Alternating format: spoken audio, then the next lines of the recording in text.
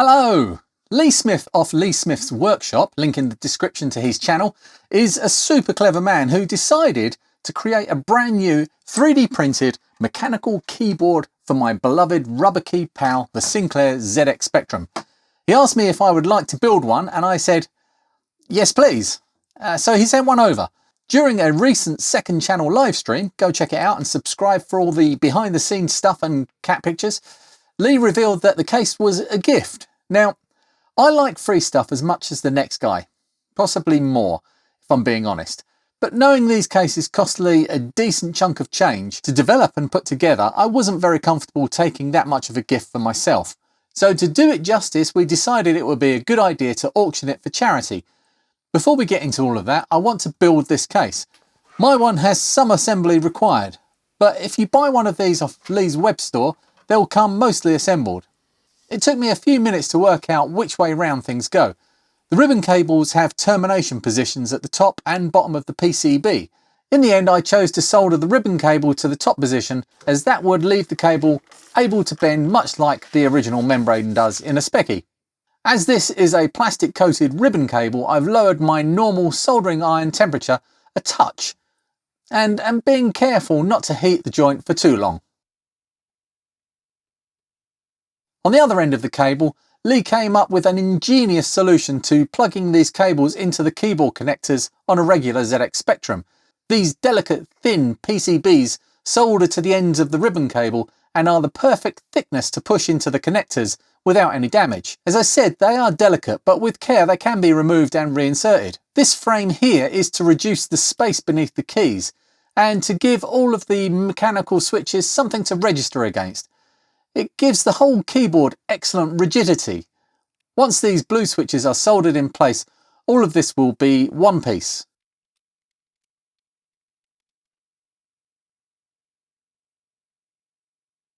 Some of the legs on the switches were a little bent out of shape from shipping, but in the end I finished with 3 spares.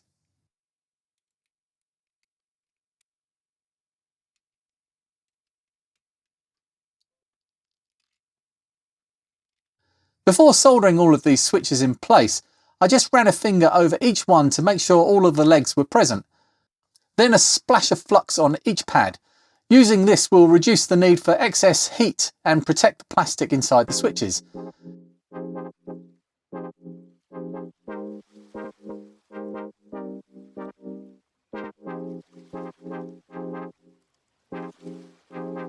The frame and the PCB now need to be attached to the top part of the case.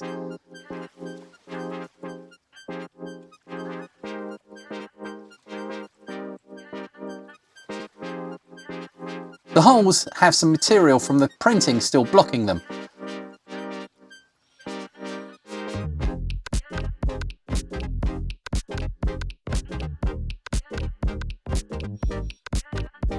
I started to drill this hole here, but realised it's not actually needed and doesn't go anywhere. Must be a leftover from a previous version. Lee recommended some M3 12mm self-tapping screws. The two parts fit together in a very satisfying way. The panhead self-tappers don't go in very far, but it's not a part that needs much strength. I added these 5 keys as a nostalgic reminder from when I used to press them for load ... return, back in the day.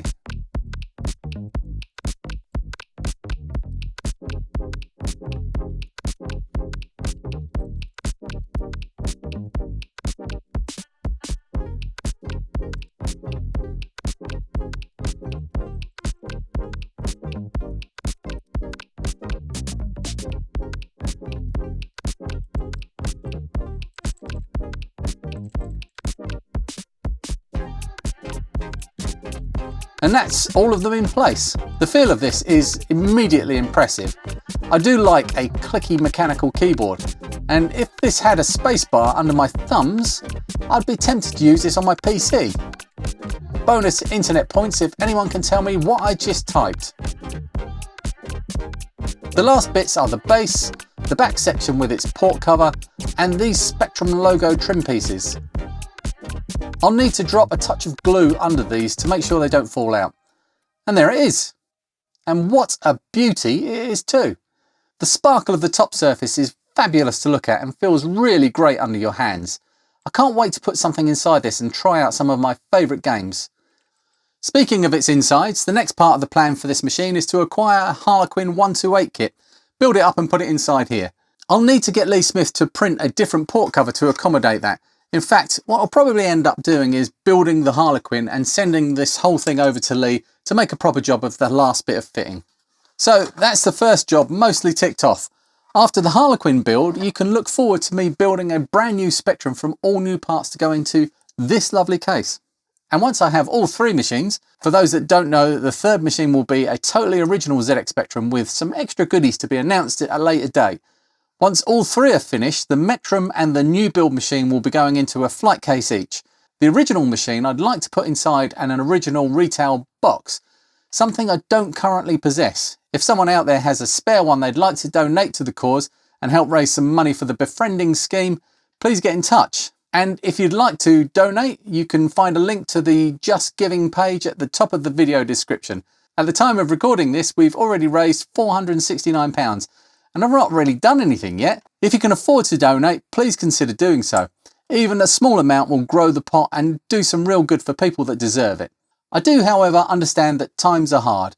If you still want to contribute in some way, then feel great about yourself, because just watching to the end of this video is all the contribution I can honestly ask for.